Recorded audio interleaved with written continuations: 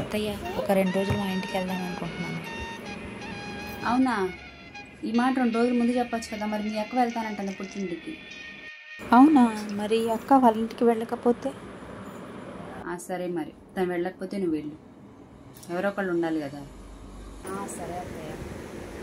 అక్క, బట్టలు సర్దడం అయిపోయిందా? అవుతుంది అక్క. సర్దుకుంటున్నాను. అయిపోయిన తర్వాత బయలుదేరుతాను. సరే అక్క, ఎంజాయ్ చేస్తా. సరే అమ్మా, నేను మన ఇంటికి రావట్లేదే. తోడుకోడలు వాళ్ళ పుట్టింటికి వెళ్తుంది, అందుకే నేను రావట్లేదు. మా అత్తమ్మ ఈ 2 నెలలు తను ఎవరు బాగా చూసుకుంటారో తన బంగారము తన ఆస్తి అంతా వాళ్ళకి వచ్చేట్టుగా రాస్తానంటుంది. సరే మరి ఉంటా.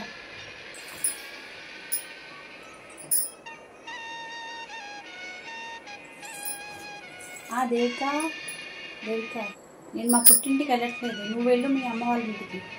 నేను 4 రోజులు ఉన్నాక వెళ్తాను. నువ్వు వచ్చిన తర్వాత నేను వెళ్తాను. నాకు ఇప్పుడు అంత అర్జెంట్ ఏం లేదు. నువ్వు వెళ్ళి హ్యాపీగా ఎంజాయ్ చేసిరా, తర్వాత నేను వెళ్తాను. ఇప్పుడు నాది అంత అర్జెంట్ ఏం లేదు. నువ్వు వెళ్ళిరా. అయ్యో, ఏం పర్లేదు అక్క, నువ్వు వెళ్ళు. పనంతా నేను చూసుకుంటావు. నువ్వేం కంగారు పడకు. వెళ్ళి బ్యాగ్ సర్దుకొని వెళ్ళి బయలుదేరి వెళ్ళిపో.